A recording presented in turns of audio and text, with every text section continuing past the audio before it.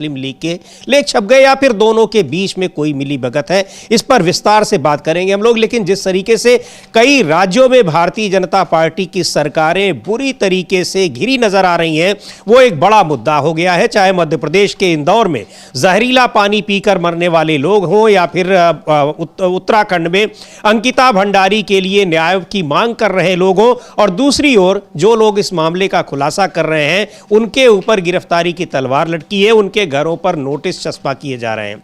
बहुत सारे मुद्दे हैं, बहुत सारी आज खबरें हैं जो ब्रेकिंग खबरें हैं, उन पर हम लोग बात करेंगे, उन पर चर्चा भी करेंगे, उनके बारे में जानकारी भी आपको देंगे।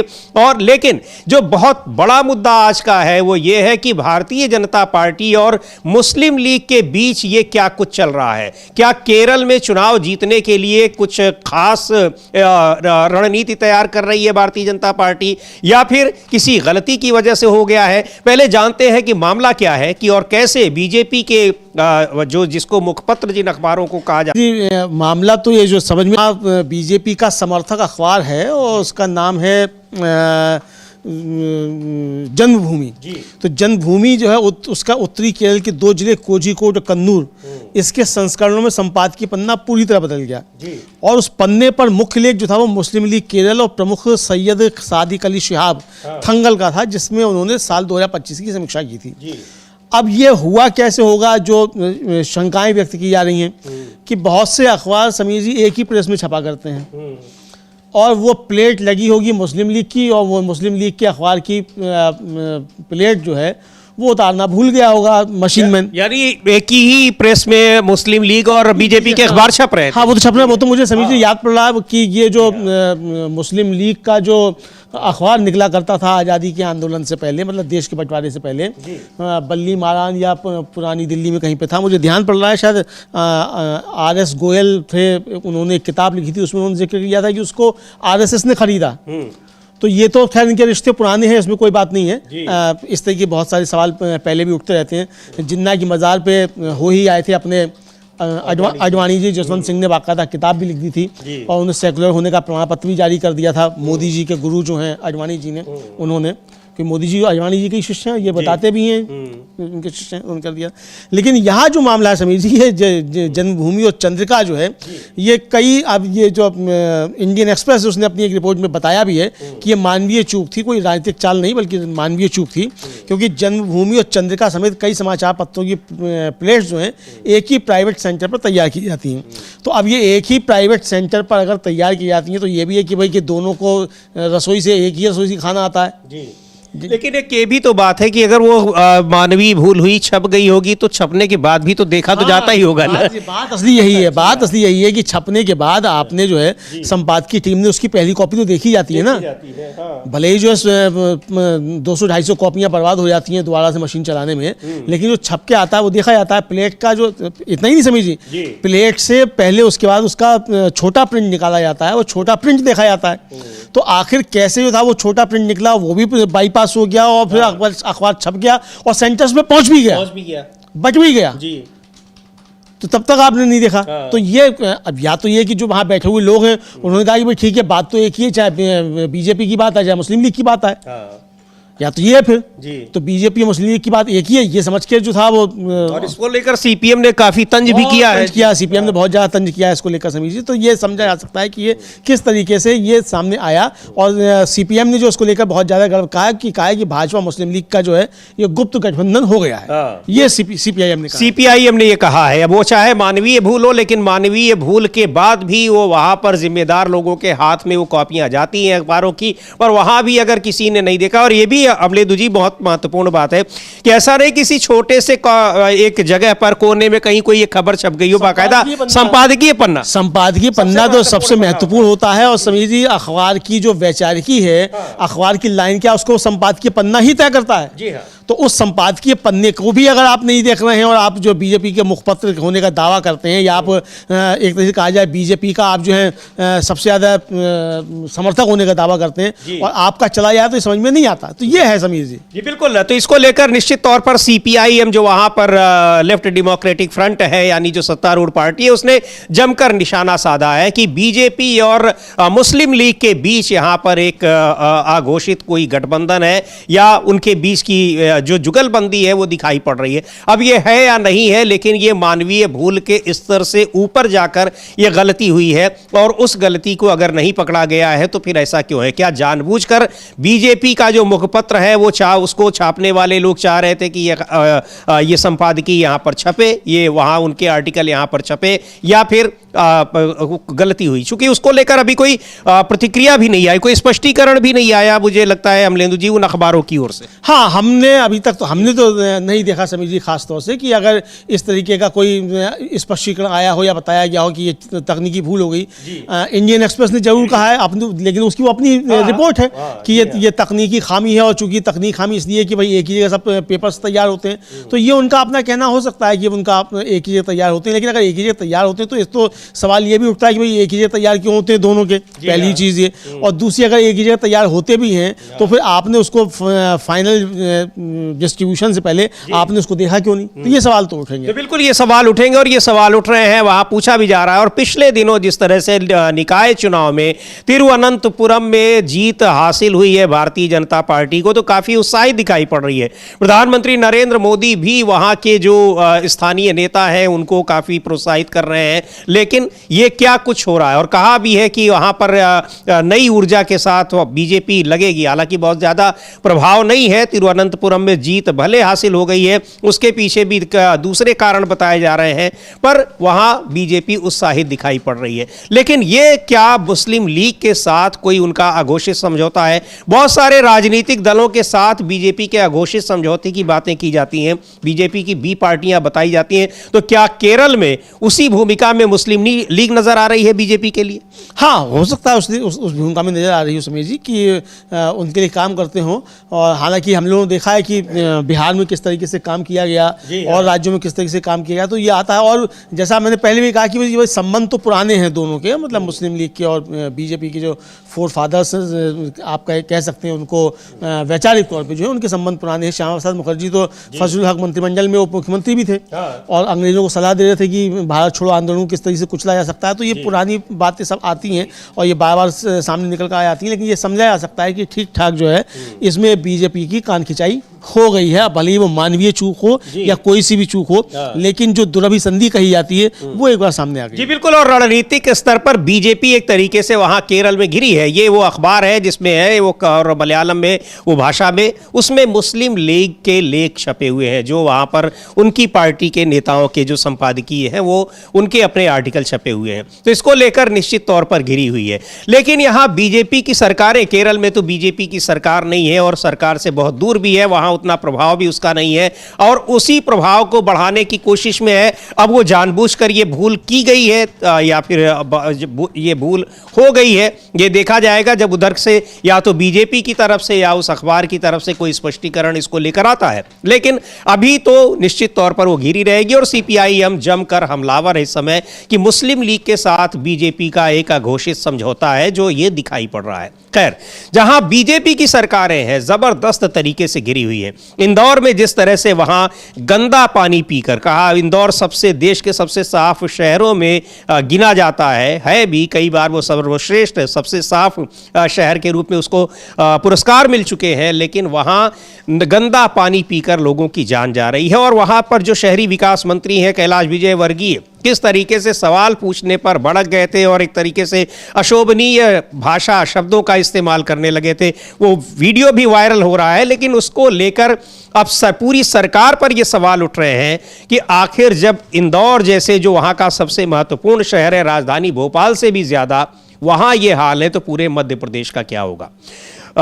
सुनेंगे क्या कह रहे हैं हरीश रावत, कांग्रेस पार्टी के नेता हैं, उत्तराखंड से आते हैं। उत्तराखंड में भी वहाँ की बीजेपी सरकार गिरी है, उसकी भी बात करेंगे। पहले सुनते हैं क्या कह रहे हैं हरीश रावत, मध्य प्रदेश में जो कुछ हुआ है इंदौर में, और सरकार वहां पर मध्य प्रदेश में सरकार किस तरह से काम कर रही है और आम लोगों को उसका क्या फायदा मिल रहा है। उन्होंने बड़ी एक तल्ख टिप्पणी की है, सुनते हैं क्या कहा।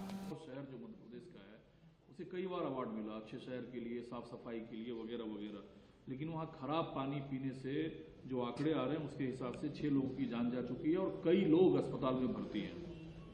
हाँ, यदि पानी का स्तर इतना खराब है कि उसके पीने से लोग मर रहे हैं और जिंदगी के लिए खतरा पैदा हो रहा है, तो फिर तो जो उनको पुरस्कार मिल रहे हैं और जिस तरीके का नाम है इंदौर का, उस पर भी प्रश्न चिन्ह लगता है।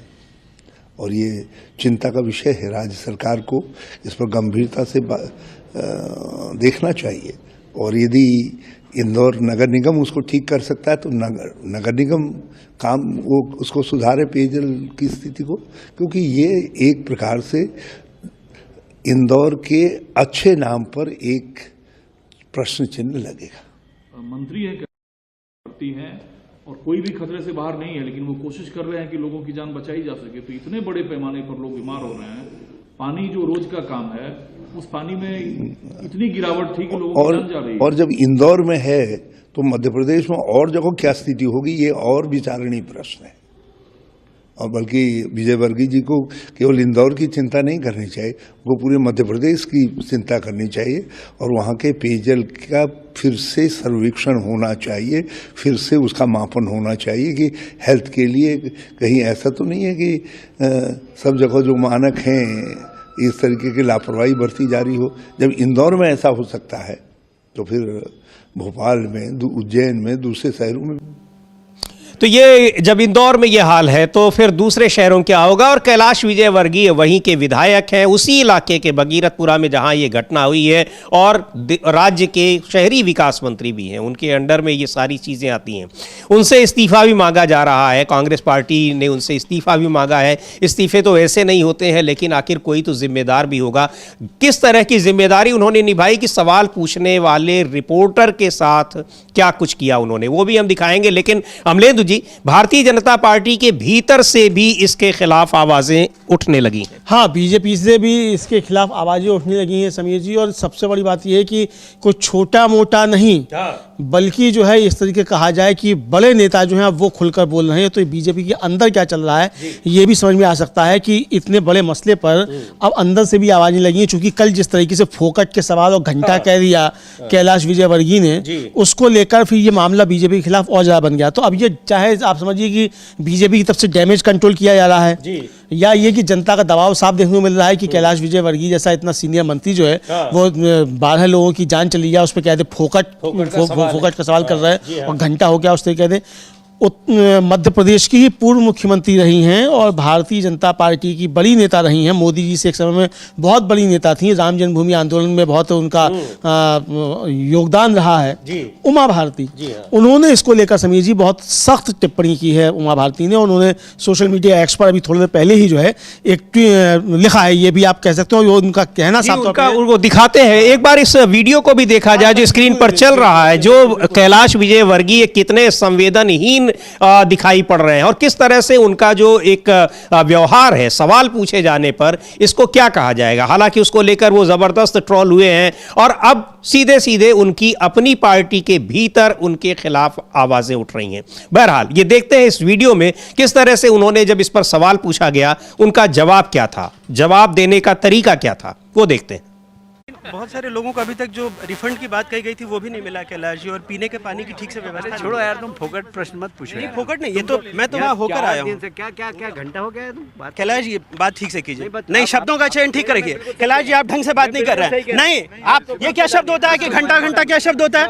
आप, मैं तो जाऊँगा, लहजा इनको सुधारने कहिए। इतने सीनियर मंत्री घंटा घंटा क्या बोलते रहते हैं, बात करने की तमीज नहीं है। हाँ और क्या,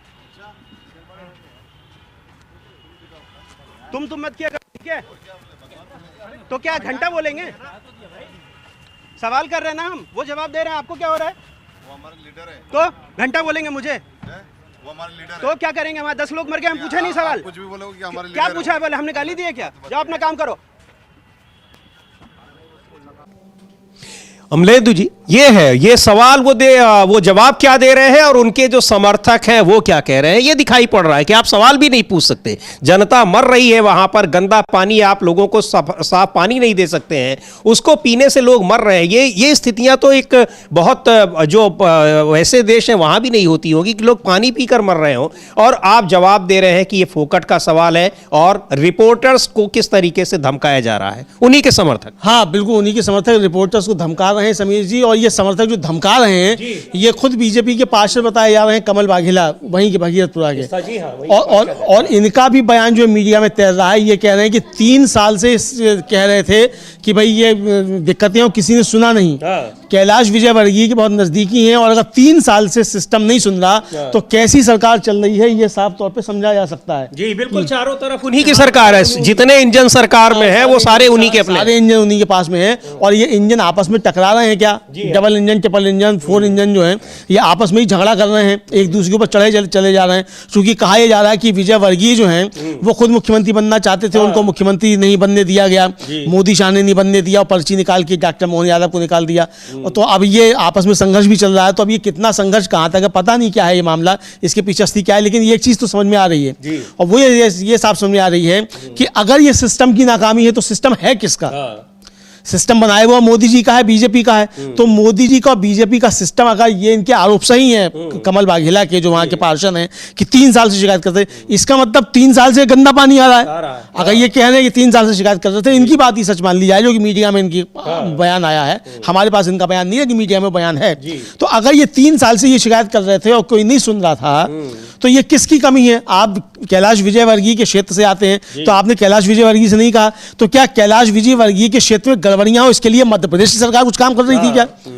कि वहां के अधिकारियों को निर्देश था कि कैलाश विजयवर्गीय मत सुनो, ये घंटा करते रह जाएं, इनका घंटा बज जाए। तो क्या ये ऊपर से षड्यंत्र कुछ चल रहे थे? हमें नहीं मालूम ये क्या है क्या नहीं है। लेकिन चूंकि कमल वाघेला जिस तरीके से कह रहे हैं कि 3 साल से शिकायत कर रहे थे कोई नहीं सुन रहा था, तो ये षड्यंत्र की तब भी छड़ा करता है। बहरहाल अगर ये षड्यंत्र हो या नहीं हो, लापरवाही, घोर लापरवाही और अमानुषिक लापरवाही और क्रूरता जिसे कहा जा सकता है वो तो निश्चित तौर पर समझिए, बाकी षड्यंत्र का हमको नहीं पता। जी बिल्कुल, और संवेदनहीनता मंत्री की, जो कैलाश विजयवर्गीय की संवेदनहीनता है और जो उनका तरीका है वो बिल्कुल इस वीडियो में हम लोगों ने देखा। बहरहाल देखते हैं उमा भारती क्या लिख रही हैं। ट्वीट अभी थोड़ी देर पहले उन्होंने किया है और मुख्यमंत्री रही हैं मध्य प्रदेश की, बहुत सीनियर लीडर हैं। लिख रही है कि साल 2025 के अंत में इंदौर में गंदे पानी पीने से हुई मौतें हमारा प्रदेश, हमारी सरकार और हमारी पूरी व्यवस्था को शर्मिंदा और कलंकित कर गई। प्रदेश के सबसे स्वच्छ शहर का अवार्ड प्राप्त करने वाले नगर में इतनी बदसूरती, गंदगी, जहर मिला पानी जो कितनी जिंदगियों को निगल गया और निगलता जा रहा है। मौत का आंकड़ा बढ़ रहा है। जिंदगी की कीमत 2 लाख रुपए नहीं होती, क्योंकि उनके परिजन जीवन भर दुख में डूबे रहते हैं। इस पाप का घोर प्रायश्चित करना होगा। पंडित जनों से माफी मांगनी होगी, माफ कीजिएगा, पीड़ित जनों से माफी मांगनी होगी और नीचे से लेकर ऊपर तक जो भी अपराधी हैं उन्हें अधिकतम दंड देना होगा। ये मोहन यादव जी की परीक्षा की घड़ी है। अब यह क्या देते हैं? घोषणा की थी अमलेंदु जी वहां पर सरकार ने कि जो लोग बीमार हो रहे हैं, क्योंकि सैकड़ों की संख्या में लोग हॉस्पिटलाइज्ड हैं, अभी भी लगातार बीमार हो रहे हैं, उन लोगों को कहा था कि सरकार ने कि मुफ्त इलाज होगा। वही सवाल ये रिपोर्टर पूछ रहे हैं और उसी पे उन्होंने कहा कि ये कौन सा फोकट का सवाल है। हाँ, मतलब ये फोकट का सवाल बता दिया। और जो कह रही है उमा भारती समीर जी वो बहुत महत्वपूर्ण है। आखिर में जो कह रही है वो कह रही है कि एक तो पीड़ित जनों से माफी मांगनी होगी, इस पाप का घोर प्रायश्चित करना होगा। पाप बता रही है, घोर प्रायश्चित करना होगा। और आखिर में कह रही हैं कि यह मोहन यादव जी की परीक्षा की घड़ी है। और इतना ही नहीं, उन्होंने ट्वीट किया है बीजेपी फॉर इंडिया को, यानी जो जेपी नड्डा साहब की बीजेपी है, मोदी जी की बीजेपी है, उसको भी टैग किया है। मध्य प्रदेश की बीजेपी को टैग किया है, सीएम मध्य प्रदेश को टैग किया है और खुद व्यक्तिगत तौर पर डॉक्टर मोहन यादव को टैग किया है। तो ये बात उन तक पहुंची होगी। तो अब देखना ये है कि ये मोहन यादव जी की जो परीक्षा की घड़ी है, इस परीक्षा की घड़ी में मोहन यादव जी कितने तरीके से पास होते हैं, क्या करते हैं इस परीक्षा की घड़ी में। और उमा भारती जो कह रही है इस पाप का घोर प्रायश्चित करना होगा, तो इस पाप का घोर प्रायश्चित क्या करते हैं डॉक्टर मोहन यादव जी, ये देखना होगा समीर। बिल्कुल। और अमलेदु जी, अखिलेश यादव हैं, उत्तर प्रदेश के मुख्यमंत्री रहे हैं, समाजवादी पार्टी के अध्यक्ष हैं।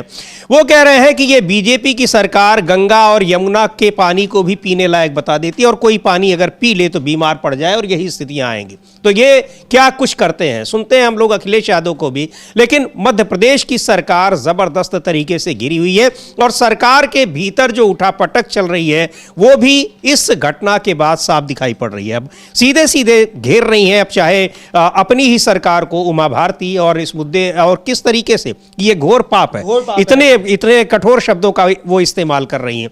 तो वहां सरकार के भीतर जो कुछ उठापटक चल रही हो अपनी जगह है, लेकिन उसकी कीमत आम लोगों को, गरीबों को क्यों चुकानी पड़े, ये बहुत बड़ा सवाल है। लेकिन सवाल जब पूछा जा रहा है तो मंत्री इस तरीके से नाराज हो रहे हैं। बहरहाल सुनते हैं अखिलेश यादव क्या कह रहे हैं। बहुत दुख की बात है कि जब विकसित भारत का सपना बीजेपी दिखा रही हो, और कई बार हम लोगों को सुनने को मिला है कि देश के कुछ शहर हैं जो सफाई में या सफाई से जुड़े हुए कई प्राइज वो पाए हैं। ये शहर तो वो है इंदौर, जहां पर कई बार अवार्ड मिला है वहां की म्युनिसिपल कॉरपोरेशन को, और अगर वहां के शहर को अवार्ड मिलता रहा है और वहां ड्रिंकिंग वाटर की ये स्थिति हो कि जिन्होंने पिया उसकी जान चली गई हो और कई लोग बीमार हैं, और जब इस सवाल भारतीय जनता पार्टी से किया गया तो भारतीय जनता पार्टी के लोग जवाब न दे करके किस तरह का व्यवहार कर रहे हैं आप कल्पना नहीं कर सकते हैं। ये वही लोग हैं जिन्होंने कहा था कि मां गंगा को साफ करेंगे। आज अगर मां गंगा का पानी पी लें आप तो आप खुद बीमार हो जाएंगे। यमुना में अगर नहा लें आप दिल्ली में तो आपको खुजली हो जाएगी शरीर पर, बीमार हो जाएंगे। तो जो लोग नदियों से झूठ बोलते हैं, जो अरावली के पहाड़ी काटने को तैयार थे, पूरे के पूरे पहाड़, उनसे क्या उम्मीद करोगे। तो ये दोस्त इंदौर वो शहर है कि वहाँ उसको जो नगर निगम है उसको अवार्ड मिल चुके हैं कई बार कि सबसे साफ शहर है, और वहाँ किस तरीके से एक ऊपरी दिखावा है और अंदर अंदर क्या कुछ है वो हकीकत सामने आ गई है, और ज़बरदस्त उस मुद्दे पर सरकार गिरी हुई है। प्रदेश कांग्रेस अध्यक्ष हैं जीतू पटवारी, एक बार उनको सुनते हैं क्या कह रहे हैं। यही सवाल वो कह रहे हैं, और ये बातें भी आ रही हैं कि ये ऐसा नहीं कि अचानक हुआ है, वहाँ पहले से इस तरह की शिकायतें थी और पिछले कई दिनों से दूषित पानी की वजह से लोग बीमार हो रहे थे, तब भी संज्ञान नहीं लिया गया। जब लोगों की जान जाने लगी तब कहीं जाकर संज्ञान लिया गया। सुन लेते हैं जीतू पटवारी क्या कह रहे हैं। शहर ने मध्य प्रदेश में भारतीय जनता पार्टी को लगातार सांसद दिया, लगातार 9 विधायक दिए, नगर निगम दी, पर इंदौर को उन्होंने पानी में जहर दिया। अभी सवाल उठते हैं कि 13 मौतें हो गई और भारतीय जनता पार्टी के हमारे अपने मुख्यमंत्री ये बोलते हैं कि 4 मौतें हुई। मतलब मौतों को छुपाना क्या एक मुख्यमंत्री का दायित्व ये था? अरे आपकी हत्यारी सरकार है जिसने अभी 25 बच्चों की को सिरप में हत्या कर दी। आपकी हत्यारी सरकार ने एम्बाई में चूहों से बच्चों को नुचवा दिया, और अभी ये 13 लोगों की मौत जहर दे के, पानी में जहर दे के कर दी। और आप इस हत्यारी बात को छुपाने के बजाय सही तरीके से निर्णय क्यों नहीं लेना चाहते? आपका मंत्री पत्रकार जब सवाल करता है तो उनको गालियां देता है। उस मंत्री को हटाना चाहिए, नहीं हटाना चाहिए? उनका इस्तीफा लेना चाहिए, नहीं लेना चाहिए? अरे रीढ़ की हड्डी कहाँ गई आपकी मुख्यमंत्री जी? आप क्यों नहीं पनिशमेंट देना चाहते उन अधिकारियों को जिनके कारण उन पर मुकदमा दर्ज करो, हत्या, गैर इरादतन हत्या का मुकदमा दर्ज करो महापौर इंदौर पे, गैर इरादतन हत्या, किसी की तो जवाबदेही दो। क्यों नहीं देना चाहते आप? और सबसे बड़ी बात है, आप प्रभारी मंत्री हो इंदौर के, आप एक स्वतंत्र प्रभारी मंत्री दो जो छोटी छोटी चीजों पे ध्यान दे। अपने पास कब्जा क्यों रखना चाहते हो?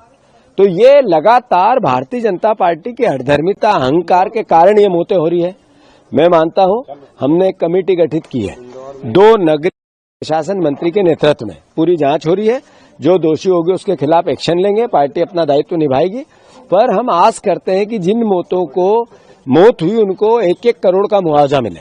मुख्यमंत्री पनिशमेंट दे, उन लोगों को एफआईआर दर्ज करे जिनके कारण ये घटना घटी, और मंत्री का इस्तीफा लें, गालीबाज जो गाली देते हैं।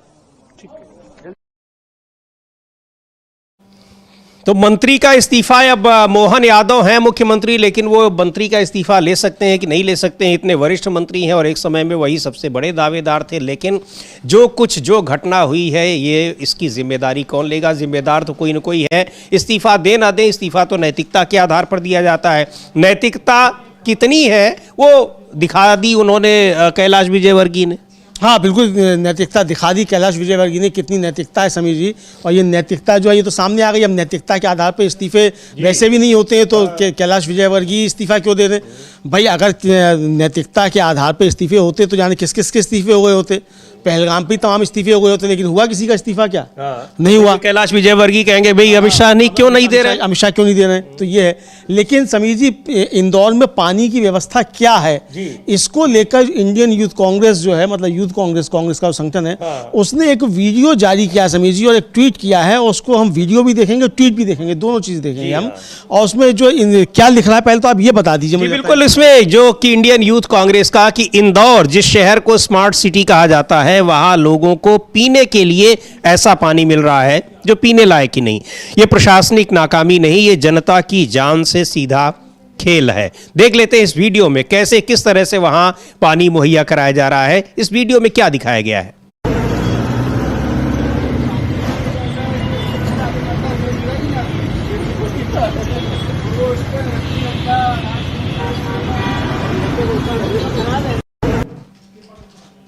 तो ये पानी पीने योग्य नहीं है जिस टैंकर का, वही टैंकर से पानी निकाल के भरा जा रहा है। हाँ, उसी टैंकर से निकाल के पानी भरा जा रहा है। उस पर साफ लिखा है कि ये पानी पीने योग्य नहीं है, लेकिन उससे पानी भरा जा रहा है। तो समीर जी, असल में है क्या मामला? मामला ये है कि जिम्मेदारी जो है सरकार की कोई नहीं है, जिम्मेदारी सिर्फ जनता की है। मोदी जी भी ब्लॉग लिखते हैं तो बताते हैं जनता अपने दायित्वों का निर्वाह करे, जनता अपने अधिकार की बात नहीं करे, सरकार जो है वो अपने किसी भी दायित्व का निर्वाह नहीं करेगी।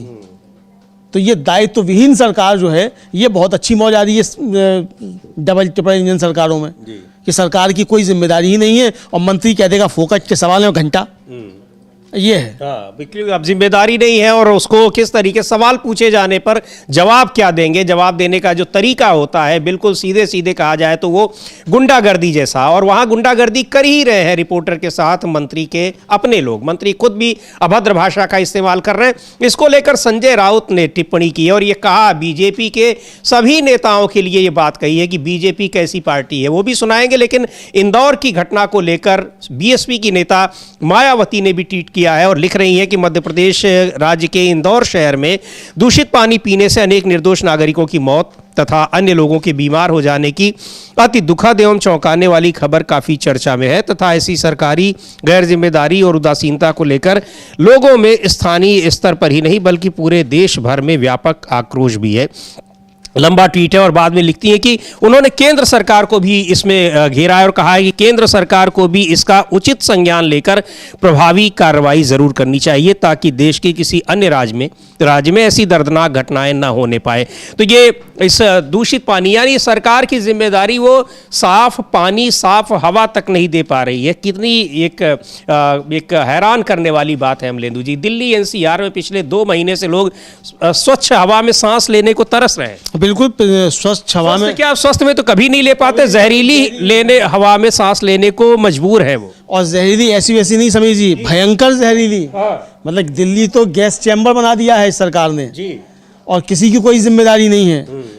राज्य सरकार केंद्र सरकार पे डाल दे, केंद्र सरकार राज्य सरकार पे डाल दे, और बाकी बचे तो हरियाणा पे डाल दो, पंजाब पे डाल दो, मध्य प्रदेश पे डाल दो, उत्तर प्रदेश पे भी डाल दो। और सरकार लेकिन एक आध छोड़ के सब तो वही उन्हीं अपनी पार्टी की। हाँ, लेकिन बॉल इधर से उधर फेंकते रहो। जी हाँ, बॉल इधर से उधर, बस बॉल इधर से उधर फेंकते रहो, जिम्मेदारी किसी की नहीं हो, ये साफ तौर पर। बिल्कुल, इसको लेकर सुन लेते हैं क्या कह रहे हैं बीजेपी के नेताओं पर, किस तरह से तंज कस रहे हैं संजय राउत। सुनते हैं उनको। कहा उन्होंने महाराष्ट्र के संदर्भ में है, लेकिन वो पूरी भारतीय जनता पार्टी के लिए ये बात कह रहे हैं। भारतीय जनता पार्टी अब एक गुंडों की पार्टी बन गई है। आपको मालूम है ना, ऑफिशियल एक गुंडा पार्टी बन गए। उनके जो साथी अजित पवार, उनके पार्टी में महाराष्ट्र के सब गुंडों के जो डॉन है, उनके पार्टी से चुनाव पुणे में लड़ रहे हैं, मुंबई में लड़ रहे हैं, नासिक में लड़ रहे हैं। ऐसी पार्टी भारतीय जनता पार्टी हमेशा नैतिकता की बात करती है, हाँ, संस्कार की बात करती है, और सभी गुंडों को और भ्रष्टाचारियों को अपने पार्टी में लेकर उम्मीदवार बनाती है। तो आप उनसे क्या उम्मीद कर सकते हैं? शिवसेना को या मराठी मानुस को हराने के लिए ये गुंडों की मदद ले रही है, उसमें उनकी हार है। तो गुंडों की पार्टी है। अब गुंडों की पार्टी है नहीं, लेकिन गुंडों और अपराधियों को बचाने का काम बीजेपी की सरकारें, बीजेपी के नेता कर रहे हैं। और उस तरह के अपराधी किस्म के लोग पार्टी में हैं और उन्होंने जिस तरह से काम किए और उनको सरकारें कैसे बचा रही हैं, चाहे उत्तर प्रदेश में कुलदीप सेंगर का मामला हो और चाहे ताज़ा तरीन उत्तराखंड में अंकिता भंडारी का मामला हो, अमलेंदु जी। हाँ बिल्कुल समीर जी, चाहे वो तो अंकिता भंडारी का मसला हो, चाहे वो कुलदीप सेंगर का मसला हो, चाहे वो पहलवानों का मसला हो, भारतीय जनता पार्टी जो उसके लोग हैं और भले ही यौन अपराधी हों, उनके समर्थन में खुलकर दिखाई पड़ती है। और अब तो इतना खुलकर दिखाई पड़ती है कि उन यौन अपराधियों के समर्थन में प्रदर्शन करने पहुंच जाती है जी। सुप्रीम कोर्ट पर और जनता मंतर पर प्रदर्शन करने उसके लोग पहुंच जाते हैं उनके समर्थन में।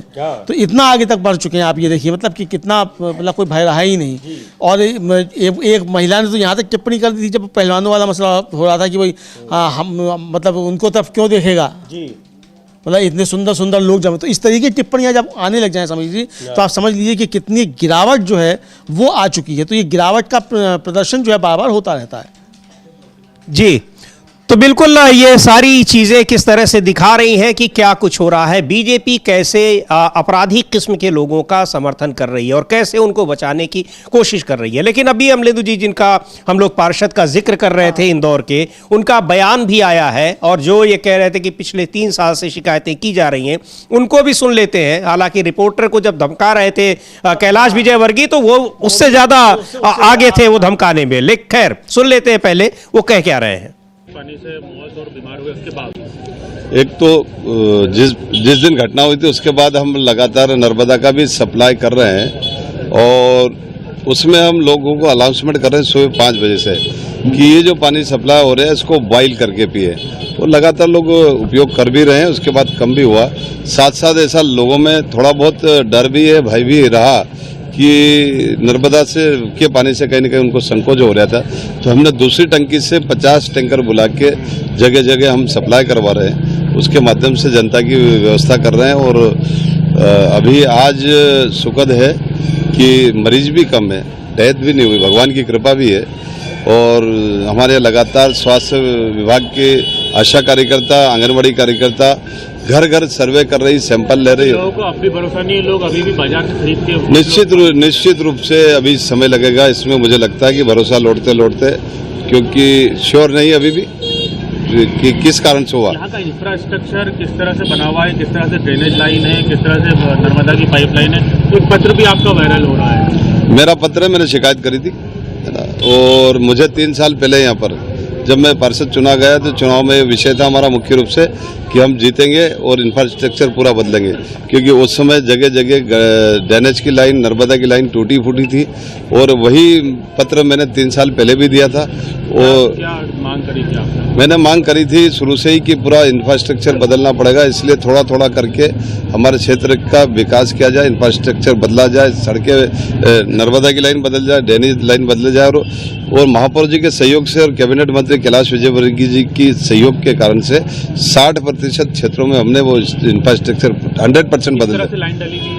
लाइनें जो पहले की डली थी, दुर्भाग्य मुझे कहते हैं, वो बहुत शर्म आ रही है कि जहां खड़े हैं वहीं पास में ड्रेनेज की लाइन ऊपर है और नर्मदा की लाइन नीचे है, और पूरी ड्रेनेज की लाइन सड़ गई यहाँ पे, नर्मदा की लाइन, और इसी को हम बदल रहे हैं। जहां हमने 30 स्थानों पर डाली, ये ले लीजिए। तो ये क्या कुछ कह रहे हैं खुद ही। और अमलेंदु जी, कैलाश विजयवर्गीय मुख्यमंत्री के दावेदार थे, अभी शहरी विकास मंत्री हैं, लंबे समय तक इंदौर के मेयर भी रहे हैं। इसका मतलब ये सभासद जी जो कुछ कह रहे हैं वो कैलाश विजयवर्गीय की ही पोल खोल रहे हैं कि क्या किया उन्होंने इतने दिन में। हाँ, ये भी पोल खोल रहे हैं, समर्थक उनके हैं। तो हो सकता है कि आपस का भी कुछ मसला हो, तो ये कहा नहीं जा सकता समीर जी। लेकिन ये जिस तरीके से बोल रहे हैं, ये साफ तौर पर बता रहा है कि सिस्टम के अंदर कुछ ना कुछ गड़बड़ी है और सिस्टम जो है वो ठीक काम नहीं कर रहा है। अब सिस्टम के अंदर क्या गड़बड़ी है, पीएमओ के अंदर क्या चल रहा है, क्या नहीं चल रहा है, और कांग्रेस जिस तरीके के आरोप लगा रही है उस पर क्या प्रतिक्रियाएं आ रही हैं, वो देखने वाली चीज़ है। लेकिन सिस्टम में काफ़ी कुछ झोल है, इतना तो समीर जी समझ में आ ही रहा है साफ तौर पर। योगिता भयाना जो एक सोशल एक्टिविस्ट हैं, वो कल पहुंची हैं उत्तराखंड, और वहाँ उन्होंने मीडिया से बातचीत की। उन्होंने क्या कहा वो भी हम लोग सुनेंगे। और इसको लेकर काफ़ी सवाल जो है वहाँ अंकिता भंडारी वाले मसले को लेकर भी उठ रहे हैं। बताया जा रहा है कि वो जो महिला जिसने ये वीडियो वीडियो जारी किया था वो शायद गायब बताई जा रही है। उसके घर पे शायद नोटिस चस्पा कर दिए गए, इस बारे में पक्की खबर नहीं है, लेकिन क्या है जब पूरी खबर आएगी तो वो भी हम लोग बताएंगे। जी बिल्कुल, वहाँ नोटिस चस्पा किया गया है और वो एंटीसिपेटरी बेल लेने की कोशिश में है, लेकिन उनके बारे में जो है जानकारी नहीं मिल रही है, ऐसा उनके समर्थकों का, उनके जो जानकार लोग हैं उनका कहना है। सोशल मीडिया पर बहुत सारे इस तरह के बयान आ रहे हैं, कई लोग वीडियो बनाकर पोस्ट कर रहे हैं। कुछ लोग ये भी कह रहे हैं कि उससे संबंधित अगर हम वीडियो बना रहे हैं तो उसको हटाने का, डिलीट करने का दबाव बनाया जा रहा है। बहरहाल यह मामला बहुत गंभीर हो गया है और बीजेपी सरकार पर, वहां जो पुष्कर सिंह धामी की सरकार है, आरोप लग रहे हैं कि कैसे बीजेपी के बड़े लोगों को बचाने की कोशिश हो रही है। सुनते हैं योगिता भयाना को, जो कल वहां गई उत्तराखंड में और लगातार वहां पर प्रदर्शन हो रहे हैं। शाम को वहां डेली कैंडल मार्च हो रहा है, उसी में योगिता भयाना भी पहुंची हैं। क्या कुछ कह रही हैं, सुनते हैं उनको। सीबीआई जांच, मैंने जैसा बोला, कोई हम भीख नहीं मांग रहे, ये हमारा अधिकार है। अगर ये नहीं मिलेगा तो हम, जैसा जैसे आप देख रहे हैं आंदोलन बढ़ता जा रहा है, लोग जुड़ रहे हैं और डेफिनेटली आप देखेंगे आगे आने वाले समय अगर धामी का इस्तीफा भी हमें चाहिए। ये नहीं कि सिर्फ सीबीआई जांच चाहिए। उन्होंने इस बेटी को बहुत बुरी तरह से फेल किया। अगर कोई भी सरकार होती यहाँ पर, सपोज कोई और सरकार होती और ऐसा ही वाकया हुआ होता, तब भी मैं यहाँ बैठ के यही बोल रही होती कि अगर मुख्यमंत्री जो हमारा घर का, एक कहते हैं ना, घर का पिता होता है, अगर वो बेटी को नहीं बचा पा रहा है तो उसको इस्तीफा दे देना चाहिए। और रादर देन इस्तीफा, वो तो उल्टा क्राइम में सम्मिलित दिख रहे हैं मुझे। कहीं ना कहीं वो प्रोटेक्ट कर रहे हैं, जैसा कि मैंने बोला, रक्षक ही भक्षक यहाँ पर बन के घूम रहे हैं। इसलिए हमारी उत्तराखंड की बेटियों की बात है और जिनके साथ ऐसे जघन्य अपराध हो गए, न जाने वो कितनी सारी बेटियां हैं, पर तो दो तो हमारे सामने ही हैं। और मुख्य रूप से मैं यहाँ पर हमारी बेटी अंकिता भंडारी के बारे में बात करने आई हूँ। और जैसा कि आप सभी को वो केस मालूम है, जिस दिन ये केस हुआ और जब ये मीडिया में हाईलाइट हुआ और हमने अपने सोशल मीडिया के हैंडल के थ्रू भी इसको काफी कोशिश की इसको आगे बढ़ाने की, क्योंकि बहुत ही विभत्स तरीके से उस बच्ची के साथ बर्ताव हुआ, उसे मार दिया गया। तो तब मैं देहरादून में ही थी और तब भी हमने इसको काफी उठाया और काफी टीवी चैनल्स पे आप ही लोगों के थ्रू हमने इसको काफी बढ़ चढ़कर हमने इसको मद्देनजर रखा, हमारी सरकारों की, जो हमारी गूंगी बहरी सरकारें हैं, ताकि वो इस पे थोड़ा संज्ञान ले। पर हमारा दुर्भाग्य ये रहा कि संज्ञान अच्छे तरीके से लेने के लिए कि न्याय बेटी को मिले, उसके विपरीत उन्होंने काम किए। और उन्होंने जिस तरह से, उस दिन भी हम यहाँ थे जब वो बुलडोजर वाली कार्रवाई हुई, तो तथ्यों को मुझे बहुत शुरू से बताने की यहाँ पर जरूरत नहीं है। मुझे नहीं लगता हम में से कोई भी ऐसा यहाँ है जो इस बेटी के तथ्यों को नहीं जानता है। पर अभी हम जो इस प्रेस वार्ता के लिए यहाँ पर आए हैं, हमारे मुख्य उद्देश्य ये है कि अभी फिर से जो उर्मिला सनावर ने जो खुलासे किए हैं और उसके बाद भी अगर सरकारें सीबीआई जांच नहीं कर रही हैं, कहीं ना कहीं ये दर्शाता नहीं है कि वो सिर्फ फेलियर है और हमारी बेटी को उन्होंने बहुत बुरी तरह से फेल किया है, अंकिता भंडारी को। मुझे लगता है वो इसमें लिप्त है और अब तो बहुत ही ज्यादा एविडेंट हो गया है। जिस तरह से ये वीआईपी का नाम सामने आ गया है, उस इंसान का नाम आने के सामने भी कम से कम एक आश्वासन तक नहीं आया है मुख्यमंत्री का, जो कि बहुत बोलते थे कि यहाँ पर हमारी बेटियों को न्याय मिलेगा। या इस पर्टिकुलर केस में उन्होंने बोला, देखो मैंने बुलडोजर चलवा दिया है, मैंने अपनी कार्रवाई कर दी है। बुलडोजर चलाने से कार्रवाई नहीं होती है, बुलडोजर चलाने से सबूत मिटते हैं। और वो जो महिला सबूत मिटाने में उस समय खड़ी थी वहां पर, रेनू, तो ये वहां पर किस तरीके से वहां बचाने की कोशिश हो रही है और सीधे मुख्यमंत्री पर आरोप लगा रहे हैं कि इसका मतलब वो भी इस मामले में कहीं न कहीं संलिप्त है, क्योंकि बड़े लोगों को बचाने की कोशिश हो रही है। अब बड़ा आंदोलन इसके खिलाफ खड़ा होने वाला है, क्योंकि लगातार वहां प्रदर्शन हो रहे हैं अंकिता भंडारी को न्याय दिलाने के लिए। 4 तारीख को मुख्यमंत्री का आवास घेरने की तैयारी हो रही है। हाँ, 4 जनवरी को मुख्यमंत्री का आवास घेरने की तैयारी हो रही है समीर जी। और आज जो है ये पत्रकार वार्ता वहाँ एक बुलाई गई है 2 जनवरी को 12:30 बजे प्रेस क्लब देहरादून में। वो पोस्टर भी हम लोग दिखा सकते हैं कि मुख्यमंत्री आवास पे कूच होगा 4 जनवरी 2026। उस पर लिखा हुआ है देहरादून चलो अंकिता को न्याय दिलाने के लिए। और एक स्वाति नेगी हैं, उन्होंने ये पत्रकार वार्ता के लिए जो है कमला पंत उत्तराखंड महिला मंच की तरफ से इसको जारी किया है। तो इसको इन्होंने किया, इसको मतलब आइए और करें, और उस पर दिया है कि अंकिता को न्याय दिलाने के लिए यह बराबर में यह पूरा है। समीर जी, आप बता भी सकते हैं अंकिता को न्याय दिलाने। जी बिल्कुल, तो ये वहाँ 4 जनवरी को एक देहरादून चलो यानी मुख्यमंत्री आवास घेरने की तैयारी हो रही है, आज प्रेस वार्ता है, तो एक बड़ा विरोध प्रदर्शन इसको लेकर होने जा रहा है और लगातार वहाँ पर कैंडल मार्च हो रहे हैं, विरोध प्रदर्शन, अंकिता को न्याय दिलाने की मांग की जा रही है। लेकिन वहाँ सरकार पर आरोप लग रहे हैं कि वो कैसे बचा रही है लोगों को, और कांग्रेस की नेता है वहाँ पर सुजाता पॉल, उनको भी सुनते हैं क्या कह रही हैं और किस तरीके से सरकार पर आरोप लगा रही हैं उन लोगों को बचाने का जो इस मामले में इस हत्याकांड में शामिल है। सुन लेते हैं सुजाता पॉल को।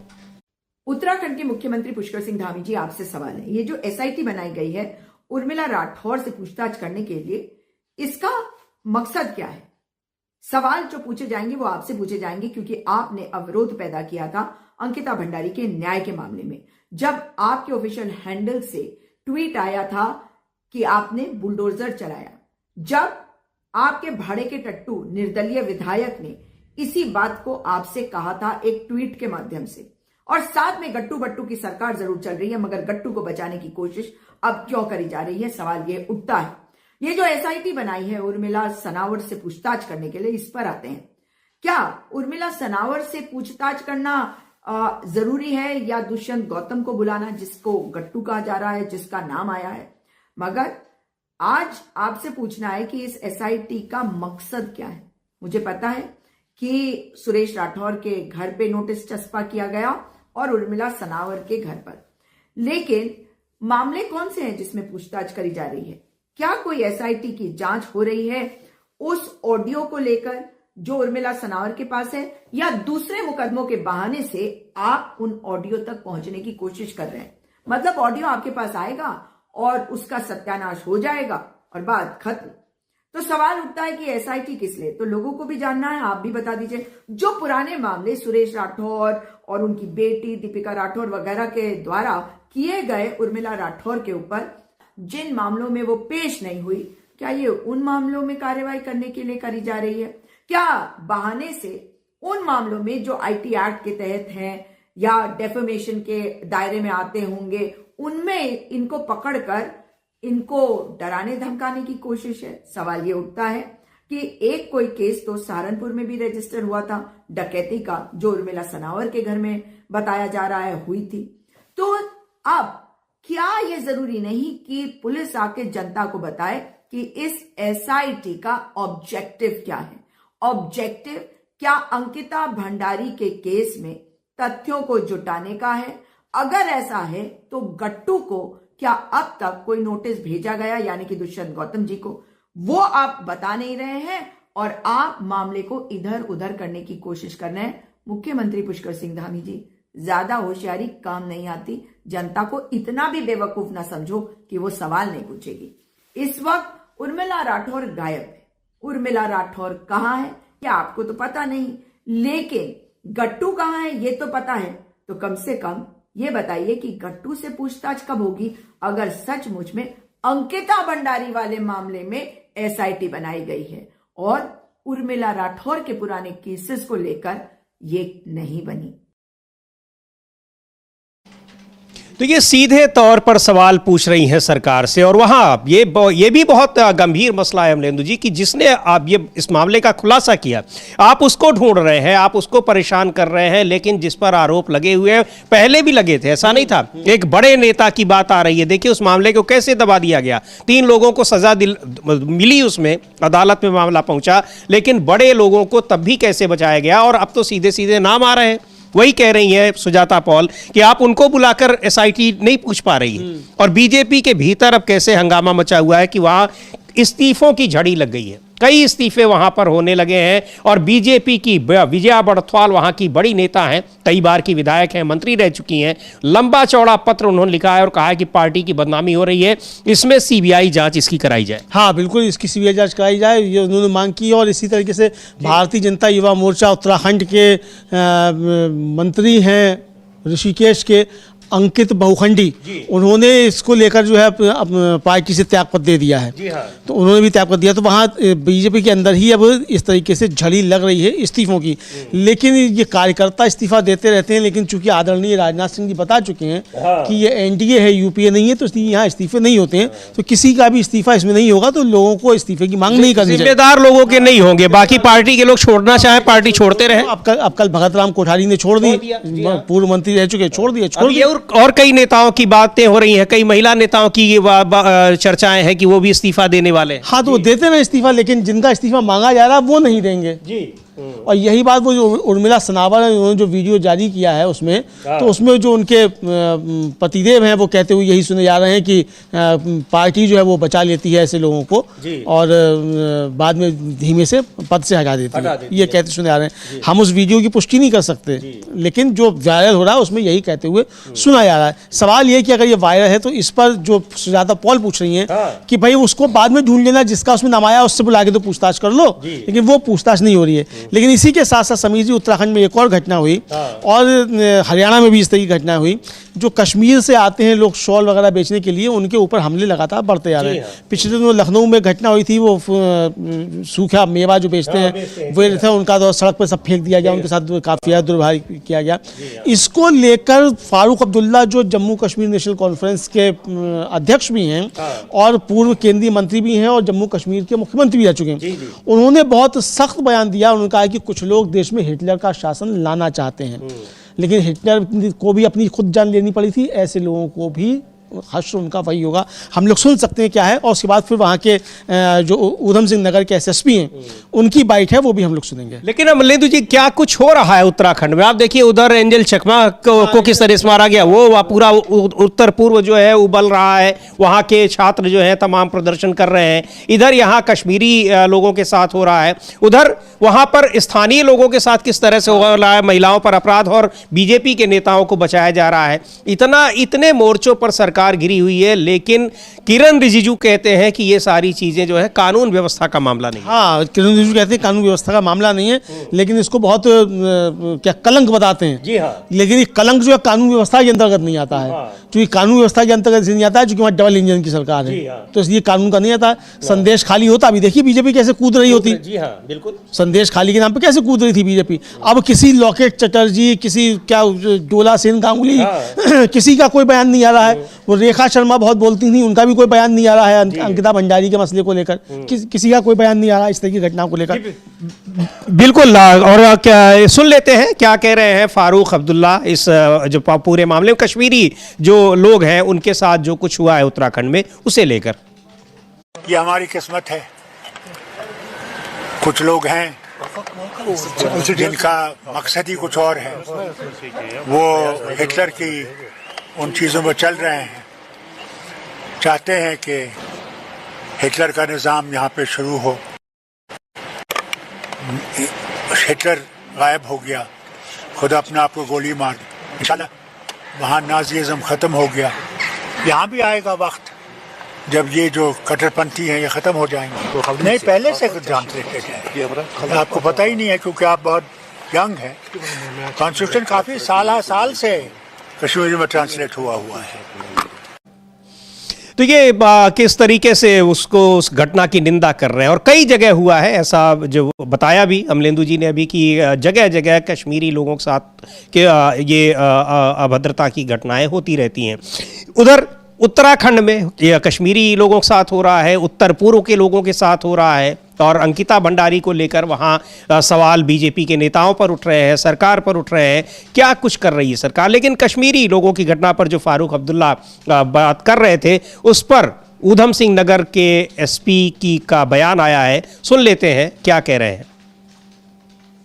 और इन सारे मोर्चों पर घिरी उत्तराखंड सरकार, लेकिन फिर बात वही कि वहाँ इस्तीफे मांगे जा रहे हैं और बात की जा रही है। लेकिन बड़ा सवाल ये है, चाहे अंकिता भंडारी का मामला हो या उत्तर पूर्व के या कश्मीर के लोगों का, इस पर बीजेपी के लोगों के बयान नहीं आ रहे हैं, और जिनके आ भी रहे हैं स्थानीय स्तर पर, जिनको लग रहा है कि ये गलत हो रहा है, पार्टी के लोग गलत कर रहे हैं, वो पार्टी छोड़ दे रहे हैं। इसका मतलब वो अंदर अपने पार्टी के भीतर आवाज उठा रहे होंगे, लेकिन उनसे कहा जा रहा होगा कि आपका मन हो तो पार्टी में रहिए, नहीं आप पार्टी छोड़ दीजिए। हाँ, पार्टी छोड़ दीजिए। और आपको याद होगा सभी जी, कल हम लोगों ने मनोज झा की, प्रोफेसर मनोज झा जो है उनकी एक बैठ सुनवाई थी, और उसमें मनोज झा जो थे वो साफ तौर पर कहते हुए सुने गए कि भाई ये भागवत जी जो हैं